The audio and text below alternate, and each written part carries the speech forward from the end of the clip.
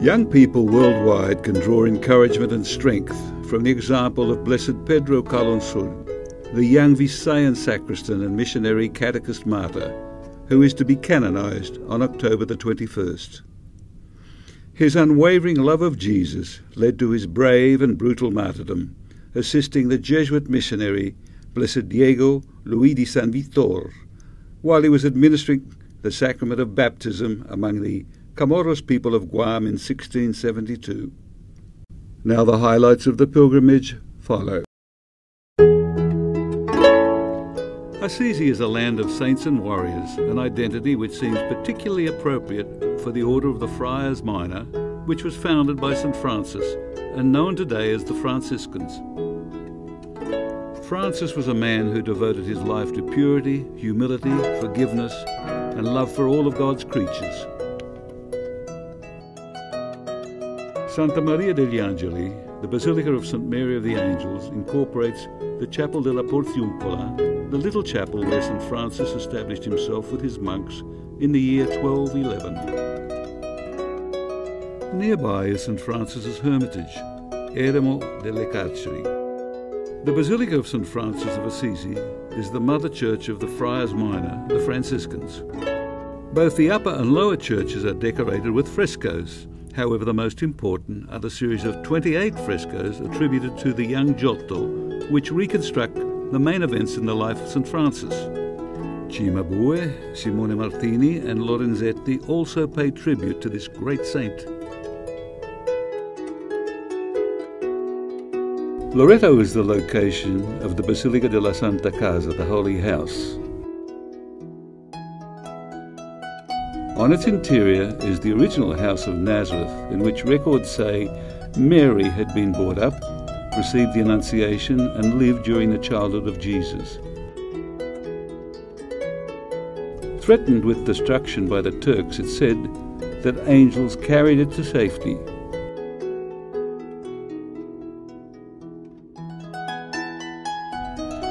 Dominated by the Gran Sasso Massif, outwardly, Lanciano is the traditional provincial town of the Abruzzo region. However, in the eyes of the Church, it is especially blessed because for over 1300 years it has been the location of an officially acknowledged Eucharistic miracle. Around the year 700, while celebrating Mass, a doubting monk saw the bread change into living flesh and the wine become blood which coagulated. Over the centuries, testing has been carried out to confirm the miraculous event, and world authorities confirm that the existing flesh is heart tissue and the blood is type AB.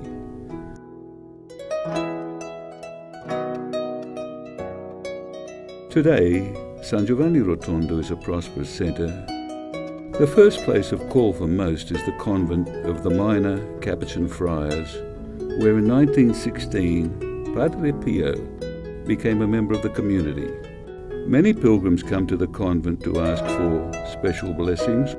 Some ask to visit his humble cell.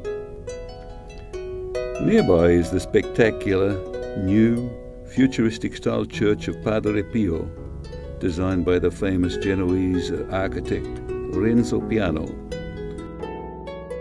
It's one of the largest churches in Italy and worldwide. The unusual semicircular crypt, finished in golden tones and with large modern ceramic murals presenting lessons from the Gospels, is the last resting place for this popular saint. Throughout each day, there is a continuous stream of pilgrims who pass his tomb to ask for a blessing or a petition. The establishing here of one of Italy's premier hospitals is another living tribute to the great Padre Pio. One of Europe's most important and earliest pilgrim sites is the Santuario di San Michele, St. Michael's Sanctuary at Monte Sant'Angelo. The devotion to the Archangel began here in the 5th or 6th century, when it's said that the Archangel appeared to the Bishop Situanto and consecrated the grottos under the church as a place of refuge and prayer. In the year 999, the Holy Roman Emperor Otto III made a pilgrimage to the sanctuary to pray that prophecies about the end of the world in the year 1000 would not be fulfilled. His prayers were answered, and the fame of the sanctuary grew. The devotion to the sanctuary of the Archangel still continues to increase with the passing years. The Abbey of Monte Cassino is of special significance as it is the site of the first Benedictine monastery established by St. Benedict in the year 529. Here he wrote the Benedictine rule that became the founding principle for Western monasticism. The Abbey's prominent site has always made it an object of strategic importance, and it has been sacked and destroyed a number of times through the centuries. Most recently it was the site of the Battle of Monte Cassino in 1944. It has been rebuilt in its original glory with international funds. Bella Roma is famous for its history and its many monuments, which include the Forum, the Colosseum, the Arch of Constantine, and some of the greatest basilicas in the history of the Church. Located near the Colosseum, the Basilica San Pietro in Vincoli, St. Peter in Chains, was built in 432 AD explicitly to house the chains that, according to legend, bound St. Peter when he was imprisoned in Jerusalem, and can be viewed and venerated from close by without formality. Originally intended as a funeral monument for Pope Julius II, one of Michelangelo's most celebrated sculptures, the Moses, dominates the interior of the basilica, which also houses other art treasures including frescoes by Giacomo Coppi. One of Rome's four major basilicas, Santa Maria Maggiore, was one of the first churches built to honour the Virgin Mary, a tribute which is evident in its elaborate mosaics and abundant murals. The Via Appia Antica is the ancient Roman roads which we can take to visit several of the many catacombs where the early Christians lived and celebrated Mass in the times of persecution by the Romans. On to San Paolo fuori le mura, where St. Paul is reputed to be buried, and the location of an unusual gallery of over 200 papal portraits. The Vatican Museum is one of the greatest museums in the world and contains some of the most renowned classic, sculpture and important masterpieces of Renaissance art in the world. Adjacent is the Sistine Chapel, famous for its architecture and its frescoes, particularly the story of the Last Judgment on the ceiling, which is believed to be the work of Michelangelo. The Basilica of St. Peter is probably the largest church in Christendom. Its vast interior is lavishly decorated with marble, reliefs and architectural sculpture, the work of the finest artistic talent of the Renaissance and Baroque periods.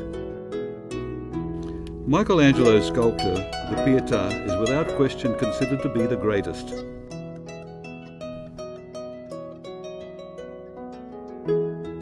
An important stop is at San Giovanni in Laterano, the Cathedral of Rome, where it's claimed are the heads of St. Peter and Paul and a piece of the table on which the Last Supper took place.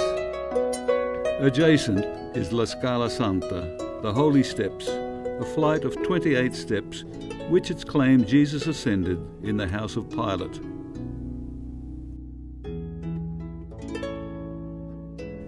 Via della Conciliazione serves as a somewhat formal route to Piazza San Pietro, designed by Bernini as a gracious forecourt to St. Peter's Basilica.